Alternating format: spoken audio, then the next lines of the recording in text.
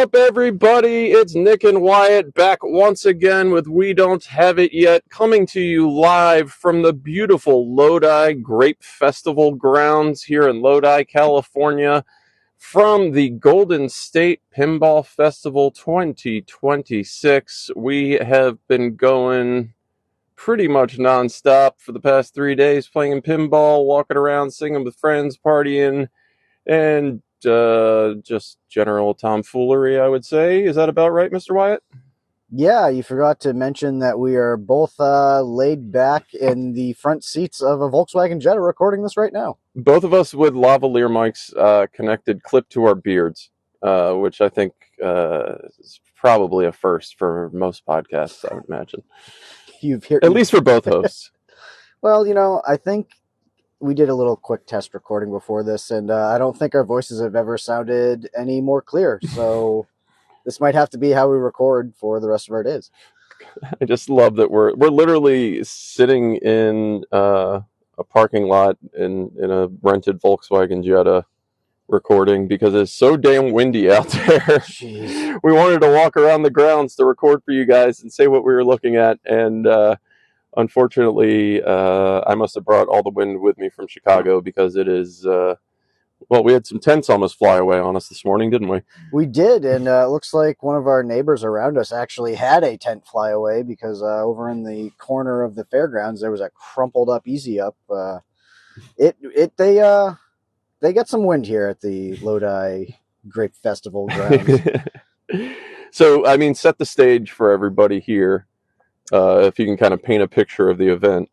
Yeah, so it's pretty cool. It's not exactly what I was expecting in a good way. So there are, what would you say, 150 people inside the fairgrounds with RVs, trucks, tents. Oh, 150 setups probably. Yeah. So it's just a bunch of people that most of the people stay here for the entire time. We were allowed to set up Thursday night. It is now Sunday afternoon as we record this, and Ian's wife Vonnie joked that there's a little shantytown set up, and that's a pretty apt description. There are people that have set up just covered areas either with giant Temu inflatable cubes. We got the butt plug spire that was over by the convention hall. There was an entire outdoor arcade that was set up. It's a really cool experience. Some people just flipped the doors down on the back of a trailer and just had a couple pinball machines with power running out the back, and you could just wander around the parking lot. So it's worth saying that the actual convention part of it is within the fairground building facilities, but this is kind of in the parking lot outside. And when everything shuts down at midnight, everything came to life out in the parking lot. The party keeps going. I don't know have you ever played pinball outside before? I have. You have? Yeah, well, because I lived in San Diego, so okay. There was some event at a brewery that I went to, and there was a bunch of machines outside. And then Stern's done something similar in the summertime in Chicago. Most of the time, it's really hard to see, but at night, it's flipping awesome, man. It was a very fun experience. There was a real sense of community here that very much so. I was very surprised by. I wasn't expecting people to be mean or standoffish or anything, but literally all the campsites, people have food, they have pinball machines, they have arcade machines just set up in their campsites, and you just walk up and say, "Hey, how you doing?" And you walk up to their queue, which I learned last night is a pinball machine that there's only 10 of them in the world. Yeah, and you played it in a tent. And I got to play it in a tent with an Ali pinball machine right next to me.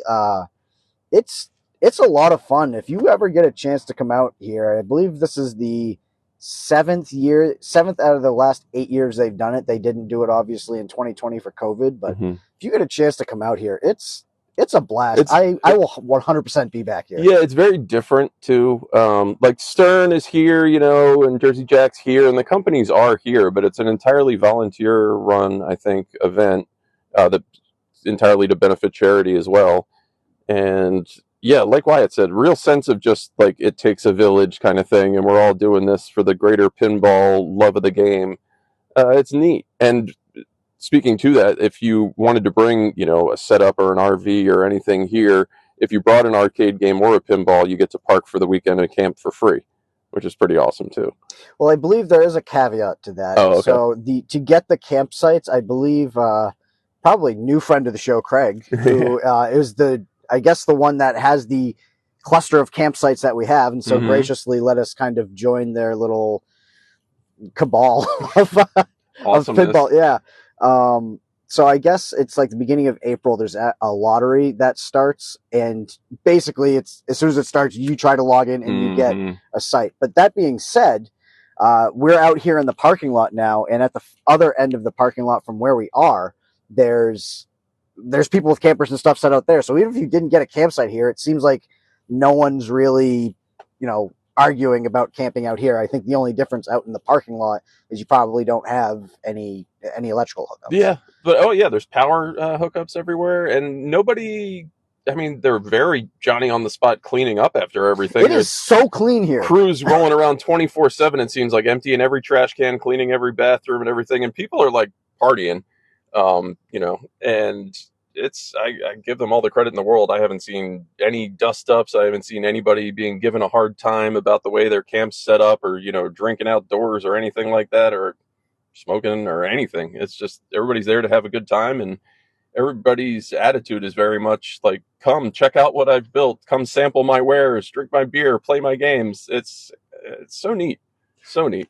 Yeah, this is the first pinball festival convention. I mean, it's the Golden State Pinball Festival, so I guess it's a festival. I don't know what you really would call it.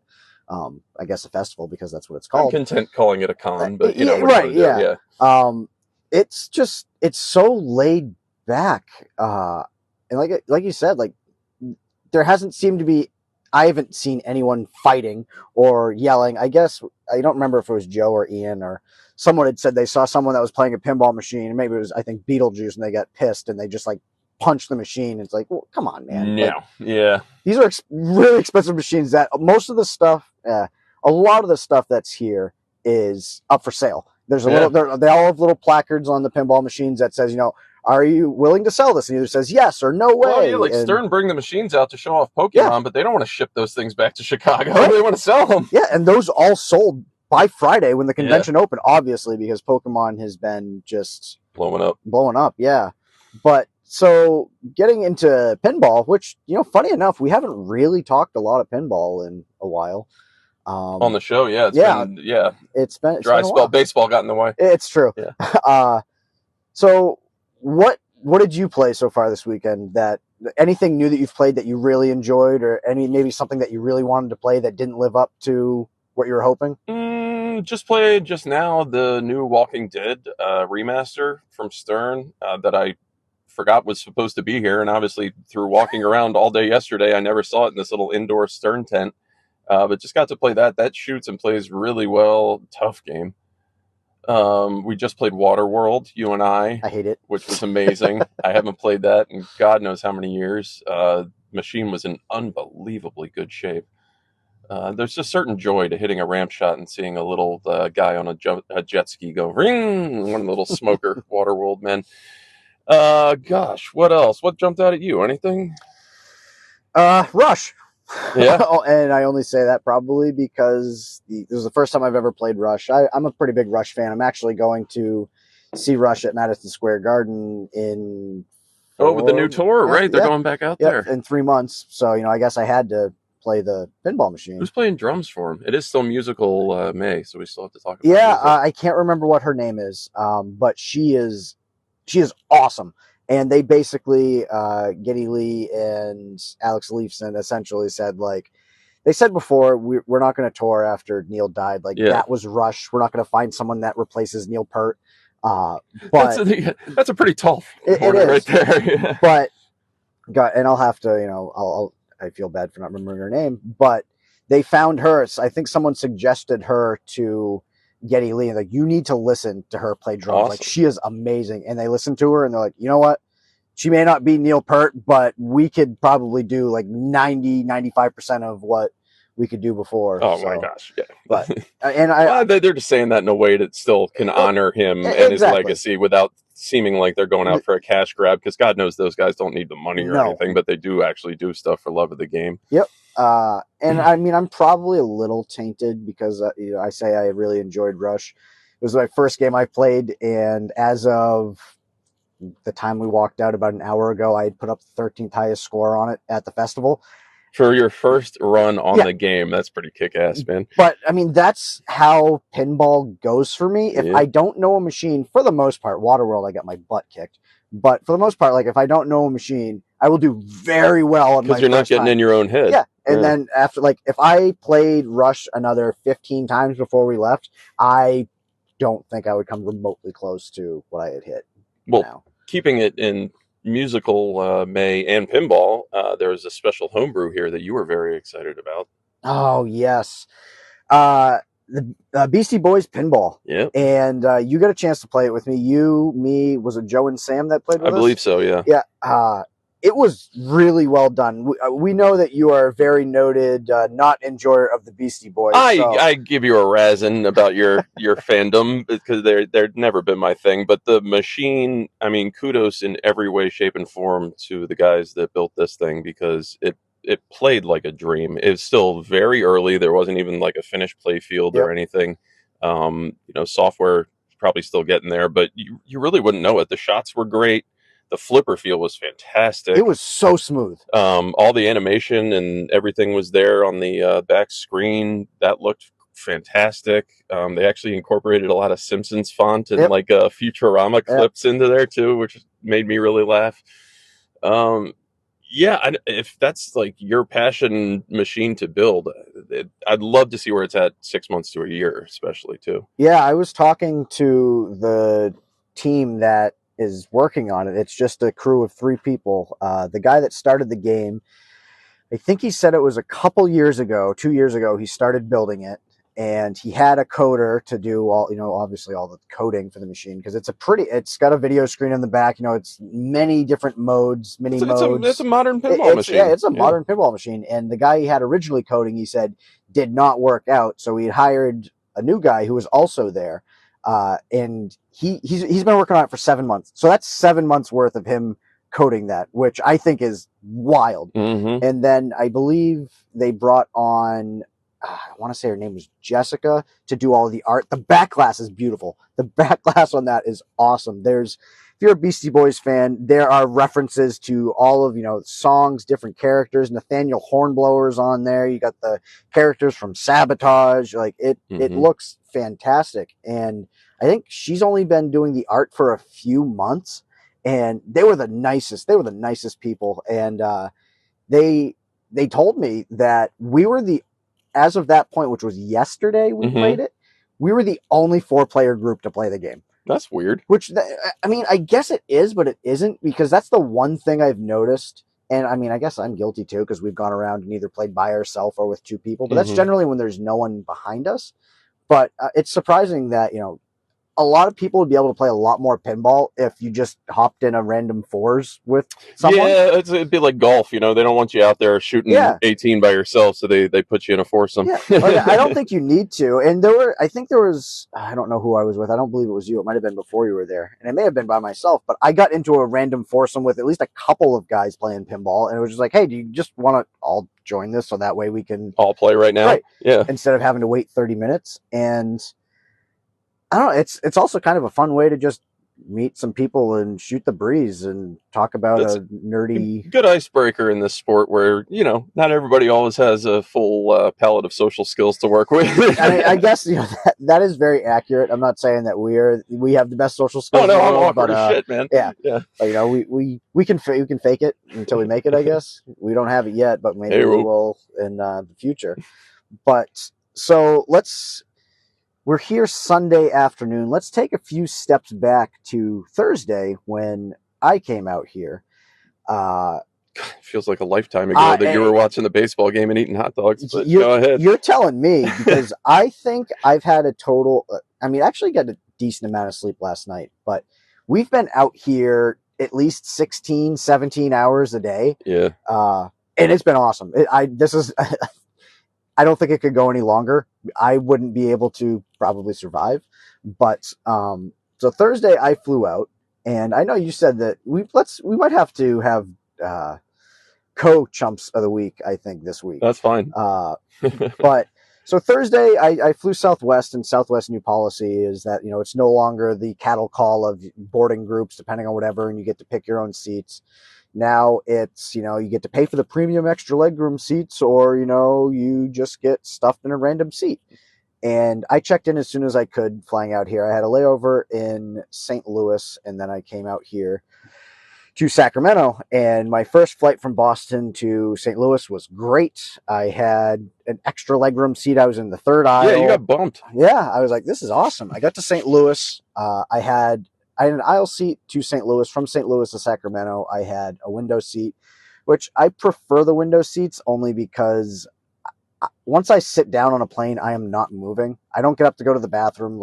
So sitting in the aisle, or God forbid, a middle seat, you're always having to get up, move around. Just let me get to I'm an aisle man because I will have to pee, as listeners of this show know, but also I'm large. Yeah, I'm long. So your legs probably stick out into the aisle if you're able to. A smidge, yeah. It's in everybody's best interest that I not be stuck in the middle. So I got on my connecting flight in St. Louis. I'm feeling all good. I got my window seat. I'm like, got 4 hours in the air. Gonna read my book. Gonna play some Slay the Spire 2 on my Steam Deck. It's gonna be a ball. And what happens is I see this family that comes on. There are 3 children. One is probably about 8. One is probably about 6, and the other one's probably 2, maybe 3. And I just look around, there's no one sitting either in the middle seat or the aisle seat next to me, and there's no one in the row behind me. And in my head, I go, this family is going to be sitting next to me. I just know it. This has been going too smoothly. And lo and behold, a 2-year-old is stuffed in the center seat next to me and the dad. And my first instinct is, why don't you put the child on the outside? I understand that she's smaller, but I don't need a little child screaming in my ear, because this is how I saw that it was going to go. And as soon as we got in the air, this little girl is kicking me in the leg consistently. And I don't know, I wanted to explode, because that's what sometimes you want to do, but I also realize it's a small child. I really wanted to explode at the parent and be like, can you take care of your child? I'm tolerant of the child because it's a child, but when I was for a few hours, but in grinds 4 my hours, gears when the parents sit there and watch it happen as if nothing that can be done. Yeah. So this is happening, and then the child screaming and crying, which I understand that is a child ears popping or whatever, right? But this was just happening throughout the course of 4 hours, and then not only does that happen, but then the child decides that she wants to crawl over the top of the airplane seat into the other row behind us, with her mom and her siblings, and she's going back and forth, and they're screaming and crying, and I'm being kicked and I'm being hit. And I'm like, oh my God. And these flight attendants aren't saying anything. And I'm like, what are we doing here? I've never seen, I haven't flown probably nearly as much as you have in your life, but I've never seen children that bad. I've seen some children that, aren't behaving great. And like I said, I understand it's a toddler, but that's on the parent to be like, listen, either put the child on your lap or you sit in the middle and sacrifice yourself, man. They're the same goddamn parents that let their kids run roughshod over a restaurant while they sit there and eat, and the kids run around the whole damn place. It's the same type of parents that pull up to a brewery, grab a stool, and just let the kids go nuts and break all the goddamn pinball machines in there, because they don't care, and it's romper room. As long as we've got alcohol in front of us, the kids are fine. That's just somebody else's job to parent and take care of them. So, yeah. Sorry to hear that. Yeah. So the thing that just really got my goat is we're getting ready to go into Sacramento. I've got my noise canceling headphones on. I'm really trying so very hard to just disassociate and not be there. And my bag is just a little bit not completely under the seat. And the flight attendant comes over and he goes, "Sir, you need to make sure your bag's all the way under the seat. This is a hazard, blah, blah, blah." And I was like, "Oh, I'm sorry." And then I happened to look over next to me, and the dad has his entire backpack that's not underneath the seat. He does not say a single word to this guy. And, oh, yeah, actually, that's the other thing is the flight attendant was trying to get my attention because, like I said, I was disassociated and had my noise canceling headphones on. So the dad like taps me on the shoulder, and I'm like, first off, I was getting ready to almost to swing because I'm like, you better not be telling me like. He's like, hey, he's trying to say something to you. I'm like, oh, okay. So if you're gonna fly with children, it's hard for me to say because I don't have kids. I don't know what it's like, but I feel like you need to have a better grip on your kids. And part of me will say, if you can't take care of your kids, you shouldn't be flying. I understand that is not like, that's not reasonable, but you got to be able to control your freaking kids. Like, people don't care, man. Yeah, and that family, I hope you are new listeners to us. And I hope that you subscribe to our podcast. And as you're listening to this, that you are my chumps of the week. And you might be, so far, the chumps of the year for me. Chumps. All right, we're going to hopefully have Nick drop Mort Krim in there, but if not, I think that was a very good impression. Oh, that's all right. I like my Sam. We've been watching a lot of late night hotel room Whitest Kids You Know and Detroiters this weekend, so I'm fresh up with quotes. Yeah, it's been a lot of fun. So after that train wreck of plane ride, I met up with our friend John from the Extra Napkins podcast, and our idea, which I originally thought that you were also coming in Thursday, which I don't know why I thought that. Crosswire there somewhere in our planning. Which is fine because I thankfully found out before I flew out here, so I had enough time to book myself a hotel room. Those guys are going to the ball game on Thursday and whatever. It starts on Friday. Yeah, I'll just go out on Friday. It's fine. Yeah. And then I remember asking you a week or so ago, and you're like, no, dude, I'm coming out Friday. I'm like, oh, no. But John picked me up from the Sacramento airport, which I feel like is a very confusing airport for such a small airport. John couldn't really find where I was. I couldn't really find where I was supposed to go, but eventually we got hooked up, and we went and saw the Athletics, not the Sacramento, not the Oakland Athletics. They are just the Athletics. And not the Vegas Athletics. Not the Vegas Athletics, no. Play the St. Louis Cardinals at Sutter Health Park. No, they don't say Sacramento because on TV they were saying Sacramento Athletics.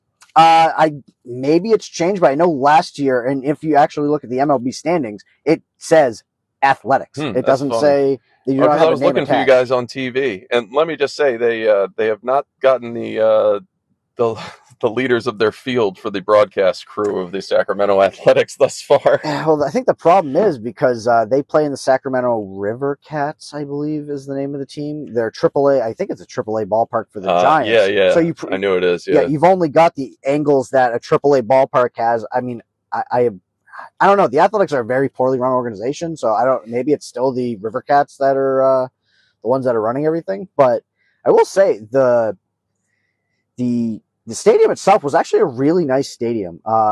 It's fairly poorly designed in the sense that we are in sunny California, that I believe it has been 90 plus degrees since we have gotten here. With full sun the entire time. And there's no shade on that field whatsoever. You can try and walk around the concourses, but if you're sitting in your seat anywhere, you do not have shade. Oh, balls. Nick just opened up the sunroof and put the sun right in my eyes.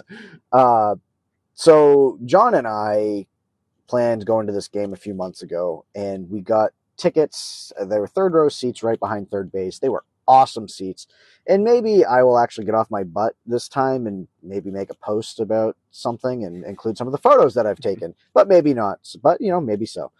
So in addition to that, the seats that we had came with like unlimited hot dogs. Yes. They had hot dogs. There was a nacho bar. There were cookies, unlimited sodas, domestic beers, and I think the Cracker Jacks, peanuts, and a few other things. And John and I were just going to enjoy ourselves and have some hot dogs because, what the hell? Who doesn't love a hot dog at a baseball game? And somehow we got conned into turning that into a hot dog eating contest. I don't think nobody twisted your arms here. We commit to the bit. Nobody twisted your arms. There was just, there's banter, and we were talking about the 999 challenge. And if ever there was a group that loves to commit to the bit, that's it right here. You found them. Yeah. So, John and I, we realized looking back at it, and we've spoken about this, and if we do it again, we will approach it differently. And we may have to because, we both failed. You made some poor strategic decisions early on. Yeah. So our idea was, we got there about an hour before the game, and we're like, all right, we're gonna grab 2 hot dogs now. We'll eat those. and then we'll grab 2 or 3 more, and then we'll set ourselves up, and we'll be able to kind of coast for the rest, the last 7 innings, and we just need to eat 4 or 5 more hot dogs. So we looked at these hot dogs. These were, looking at it now, I guarantee they were bar S jumbo dogs. Mm-hmm. They were big dogs, skinless. Yes. We ate. Well, I won the hot dog eating contest by half a hot dog. I was gonna say, wasn't it finished at 5 to 4.5? Yeah, because John got to 4.5. He's like, man, this isn't worth it. He's like, this sucks. I am done. These aren't good hot dogs. So we grabbed them, and they looked fine. Like, we looked at them, like, wow, these are nice jumbo dogs. These are pretty. It was funny. The first picture you sent was a weird perspective, so it made the picture. Yeah, you were like, oh, those are tiny hot dogs. Yeah, it looked like it made it look smooshed. However, my phone rendered it, but then I saw another one. They were big dogs. So John's idea was like, oh, I'm going to put these down. So I'm just, I'm raw dogging these dogs. I'm not putting any toppings or anything on them. And I was like, I can't do that, dude. So I did mustard and relish on my first couple. We got the first ones down immaculately quickly, and got to the second ones, knocked those down. We're both like, these aren't that good, but we got to do this. So I think before the first inning started, we each went and grabbed 3 more hot dogs. I did mustard and sauerkraut. I did a nacho cheese and chili, and I think I did maybe just a mustard and onion. I think it was a relish and onion. I respected the move because variety is the spice of life. Exactly. If I'm going to try to eat 9 hot dogs, I can't just And you can't claim that you enjoy hot dogs and are a lover of hot dogs if you only take them one way. Exactly. Yeah. I appreciate all hot dogs except for those ones I ate because they were terrible. But I think John and I had a realization at hot dog number 3, we were like, these are bad. These don't have any flavor. It tasted they weren't salty, but they tasted like sodium. It's a very confusing way to describe this, but it was it's just injected with nitrate solution. Yes. That's what it is. And, I enjoy a hot dog with a nice snap. I like that, the all natural casing. The Vienna snap type of thing. Yeah. These had a greasy film, and then it was mush. Well, yeah. So that's why John made it to 4.5. I'm like, I have to win. So it's inside of you. You have to do it. I was already 4.5 in. I'm like, Yeah. I can't get rid of it. I can't just toss this. And I swear, the last bite I had, my body was like, dude, if you put any more hot dog in here, you're done. I will say, and John and I both agreed, the size of those hot dogs compared to normal ballpark hot dogs, we estimate it's about 7 or 7.5 dogs of the total dog size. Okay, now we're getting into this. But what we really ate was more hot dogs. No, I'm just telling you, based on a normal hot dog size, those hot dogs were freaking plump. We both we admit he ate 4.5, I ate 5, but hot dog volume, eating hot dog bowls, which are hot dogs that are all chopped up in a bread bowl. A bunch of chopped up hot dogs in a big old bread bowl. So you ate a hot dog, but even unhealthier. Yes. Thank you, Tim Robinson. Game was fun. Game was great. And then you came in yesterday and you had some trouble. Oh, what is today? Sunday. You came in Friday and you had your own troubles. Yeah. I mean, the Sacramento airport can suck it, but Budget and Avis, you've made the list. Oh, God.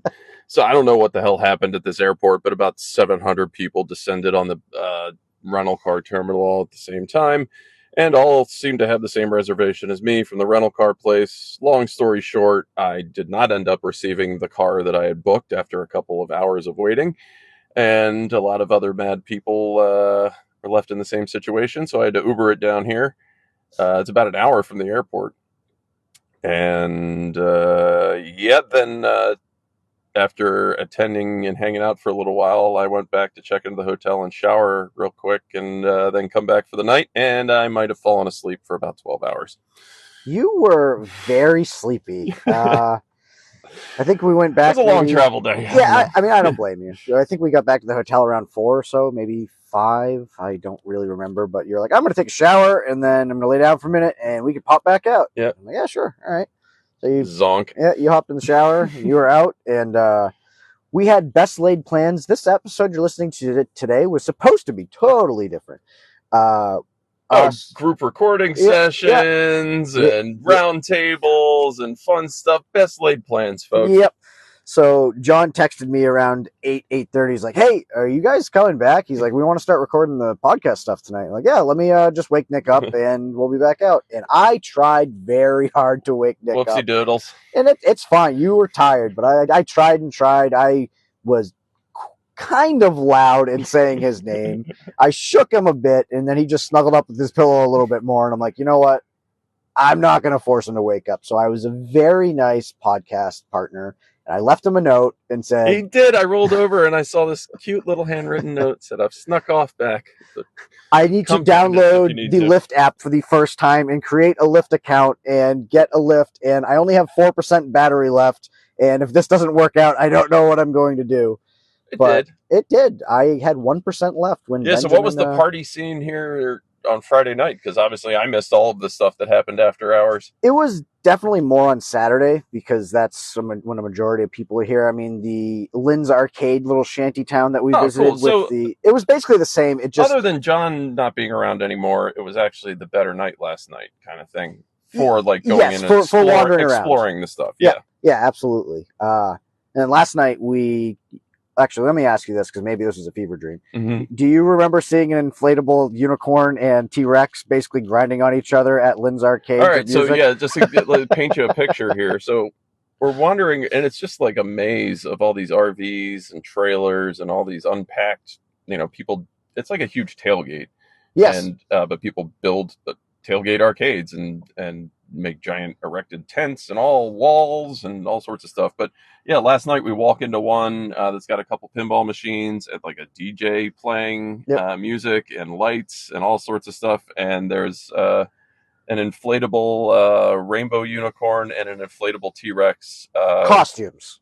Yeah. Not just the inflatables, but No, the people in the in the Halloween costumes. I think everybody knows what those look like. I just want to make And they're getting fresh, bumping and grinding on the dance floor, and I just thought this was the greatest visual I've ever seen. And then, needless to say, as we turn around to keep wandering down the road, I feel something behind me, and I'm being horned, as it were, by a horny inflatable unicorn who then started dancing up on all of us. And this gives you an idea of kind of the vibe of this whole place. And I can't love it more. I mean, it was just fantastic. All of us were dying laughing. When you give a bunch of nerds drugs and alcohol. Yeah, pretty much. But so it was really cool. We came out here. Our friend Ian invited us out here, invited all of us out here, me, you, John. I believe this is his first year here, then Joe and Sam. And it was really nice to be able to see all of them. We see, at least I really only see them, and I think really you only see them at Really Rad Weekend. And all of the other four of them, mostly Joe and Sam, are always running around because they run the convention, and we get to spend like half an hour with them during the weekend. And Ian and John have to do their panel, and they have other things that they're doing. So. Really Rad Weekend. The last thing I want to do is pull Joe or Sam's coat because everybody is pulling their coat about every little fire to be put out kind of thing. And they end up running around constantly and can't exhale. So we got to actually hang out with our friends. And just chill a little bit, Joe and Sam still had to shoot content for their brand Rad Junk. Check them out on YouTube, Facebook, I don't think we need to tell people that. It turns out Sam's super famous now. It's true, but that was interesting. We hung out with Sam and Joe and we wandered around playing pinball and stuff, and almost like once every 5 or 10 minutes she was getting stopped by someone and being like, "Oh my god, it's nice." They're so nice about it, and for the most people. Well, I was saying Joe and Sam are really nice. Oh no, they were nice. They were very nice to everybody. The people approaching them weren't necessarily always the most tactful when it came to. But when you see a huge celebrity, sometimes you don't know how you're going to react. This is true. But it was really great hanging out with them. It was awesome. Getting to play pinball. Skylar and Leo and Craig. Thank you guys. Yep. I believe Leo and Craig, that's their cluster of campsites that they get every year that they let us stay. They made us food every day, every night. Joe actually bought us some carne asada and I believe some chicken. You weren't there for Thursday night. John made us. Friday night. Was it? Did we have the carne asada Friday night? No, that was Thursday night. Yeah. You didn't have that. Friday night, John made us garbage plates on Friday, and I think that's part of why you passed out for 18 hours. I hadn't eaten all day. I was like totally frazzled from all this bullshit with the airport and stuff. And yeah, I just slammed this garbage plate and got high. And I think that was my undoing. But yeah, John's garbage plates were amazing. There was talk that it was a good version for a camp garbage plate, but I just thought the damn thing was amazing, period. So it was what, hash browns? Yep. A Cincinnati type chili. Yep. A cheeseburger. Yep. And macaroni salad. And mustard. And topped with onions and mustard. Yep. I mean, and I knew that this was, these are all things that I enjoyed separately going into this experience. But together. No, it really was awesome. Yeah. Very well seasoned and spiced, and it really hit the spot. Perhaps too well, but they were. That was killer. John is very generous with his portions. Oh yes. So these were also in like the round aluminum takeout containers that you get leftovers in, and I mean that had to be a good 2 pounds of food, man. Yeah, pretty much everyone. I think John made probably a rock in your stomach. About 10 to 12 of them John made, and almost everyone was like, "All right, we're gonna relax for a little bit. This is a little much," but it's been a blast. John left, but that didn't even matter because you feel like sleeping. There's a nice recliner right there out under the tent. There's zero gravity chairs. There's chairs. There's a nice rug that tied all the easy ups together. There, we had the full Lebowski room rug at the center. It was awesome. It was a great setup, and I really hope we're able to both come back out again next year, and hopefully John and Sam and Joe and obviously Ian and Vonnie come back out again, because it was a blast. I really enjoyed being able to hang out with them, and I don't know. Outside of everybody having stuff to do. Yeah, I mean, we had stuff that we wanted to do, and then we didn't, and But aren't you glad that we just hung out instead? Oh, absolutely. We're doing stuff right now. It's fine. Yeah. We'll see how this comes out after. What was the game on the campsite that you were amazing at? Describe this to everyone, because this is the coolest thing I've ever seen, but I sucked horribly at it. Yeah. I mean, I wouldn't say it was amazing, but I will say it. I said it. You didn't say it. Fine. It's a game called it's either Shoot and Switch or Switch and Shoot. Mm-hmm. I believe it's Shoot and Switch. It's an arcade game that was made by a single developer. It's actually a game on Steam, and so there's 2 arcade machines that we had at our campsite that Skylar brought. He owns, I believe, like Arcade Roots, and I think he has his own arcade that he owns as well. It's a very incredibly simple game. You have a red button on this arcade cabinet. That's the entirety of the controls on the entire cabinet is one giant like Staples button type of thing. Yeah, you have a vertical screen, and the idea is you press the red button to start the game, and whenever you press the red button, you shoot, and then you switch the direction you're going. It's like a Space Invaders or Galaga type thing. Things are coming down from the top, and they keep streaming down, and every time you shoot, you switch. So the idea is you have to line yourself up with a target and then shoot and switch, and then you go back and forth, and you get power-ups, and if you get 5 power-ups, you move on to different zones, and you get a multiplier to your score, and then things get more and more hectic, and you keep going and going and going. It sounds dumb. It sounds does. Simple and intuitive, and it is. The soundtrack, which is one song, it's killer. Perfect. Yeah. The controls for the control, I guess, it's intuitive. Like you said, you press a button, you shoot.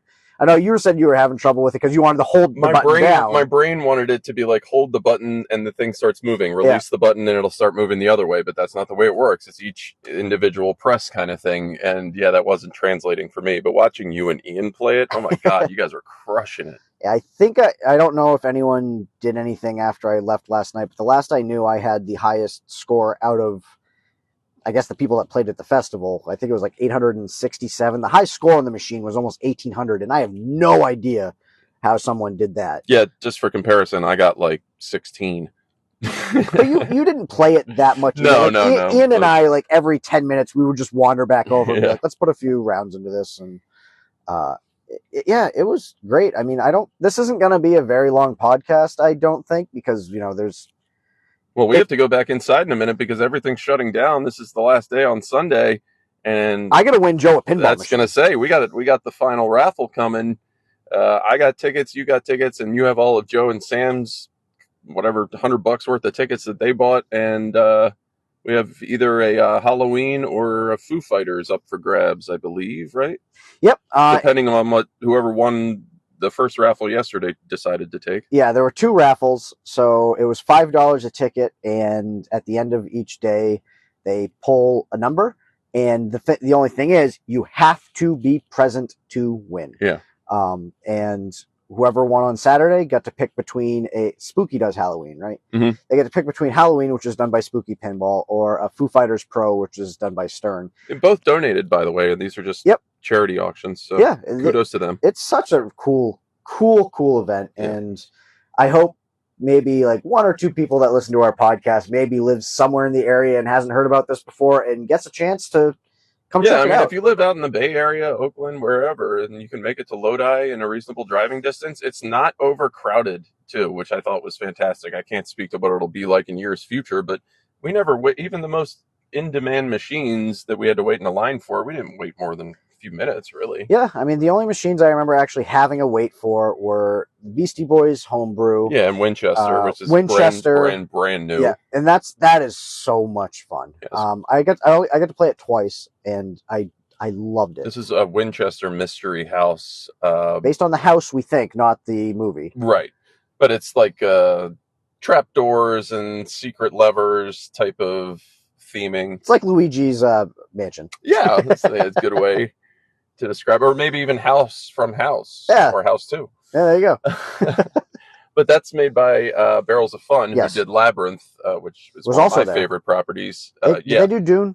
Because I know the Dune was there too. Yep, so they brought out a Dune. They brought out, all 3 of those.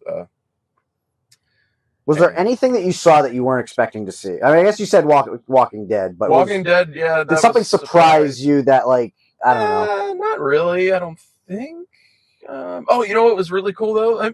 Just the neat stuff. Like, there's a brand new Stern Pokemon where somebody has already designed an insert, and so where the coin mechanism is on the cabinet, if you hit 100 million with your total score, which is not unachievable, but a reasonably decent score, it spits out a free Pokemon card, which I just thought was the coolest thing.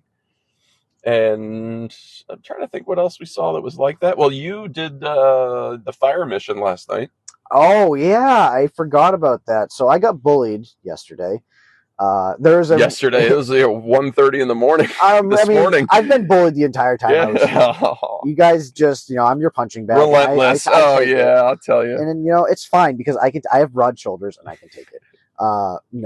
But so going along with the people that, we said have pinball machines, arcade machines that are just set up around their campgrounds. There's this one guy, and apparently he brings it every year. Mm-hmm. And it's probably late 70s, early 80s machine. My guess is probably fire.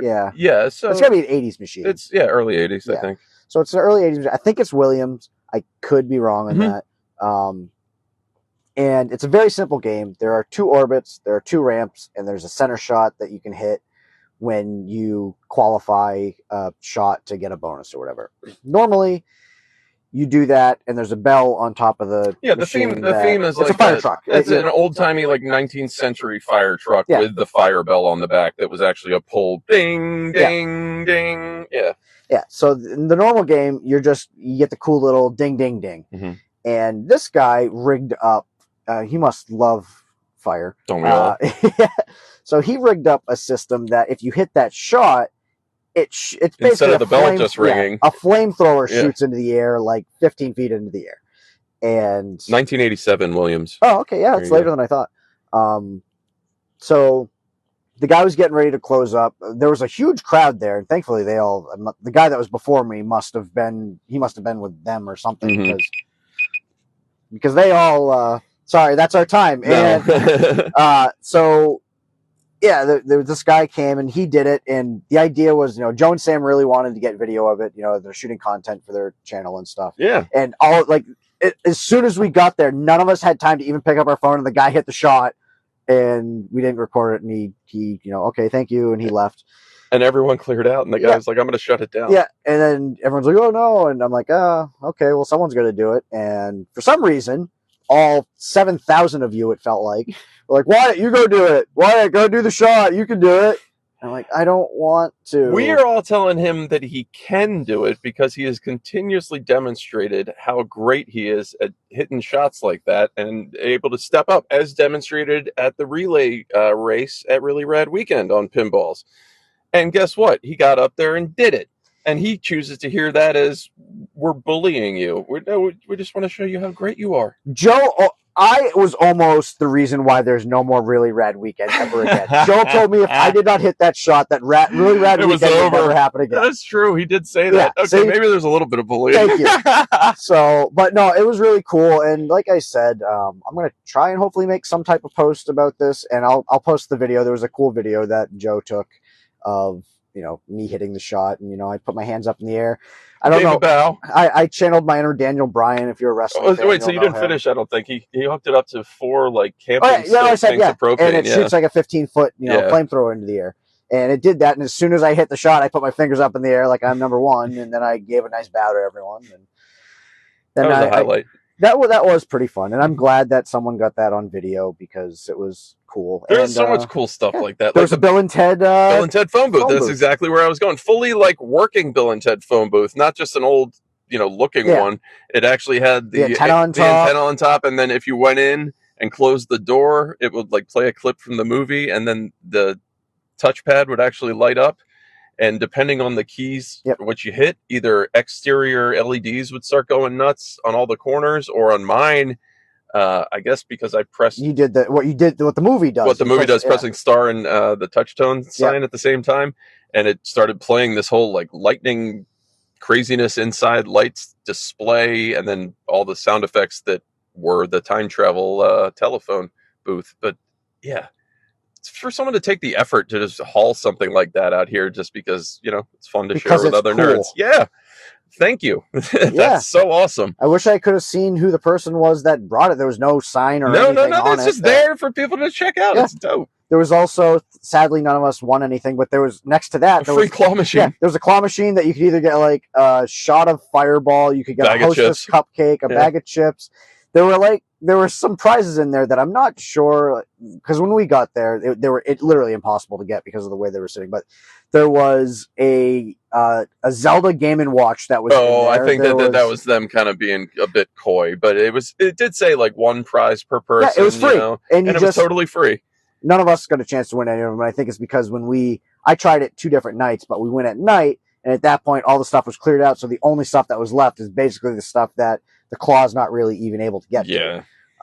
But if you ever get a chance to come out to the Golden State Pinball Festival, you have to. It's I believe it's either $25 or $30 depending on the day, or if you want to come all 3 days, Friday, Saturday, and Sunday, it's $60.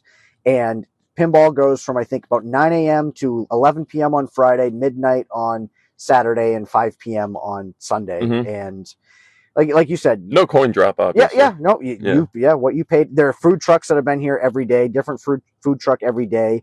I know you tried a taco truck today. And how was that? What did you get? I just got carne asada. It's just what I wanted. I'm back in Cali. I just wanted simple, but it was fantastic. Very respectable salsa bar on that taco truck too. I miss the salsa bars. We don't get those back in Illinois, even though I can get decent Mexican food. But yeah, there was a whole pinball university if you wanted to go watch seminars or talks and stuff. I mean, sadly, we didn't even scratch the surface on a lot of this stuff, man. The classics room is incredible if you like the older EM machines. Everything from probably the 1940s up through, everything from the 1940s up through 2026. Mm-hmm. And it was full history. It was really, really well done. Yesterday, Joe Sam and I stopped at a food truck. I believe it was called Dragon Breath. Allen Barbecue. Oh, sorry, Allen Barbecue. Allen Barbecue. Yep. And they had Dragon Breath. That was all their stuff was dragon themed. Mm-hmm.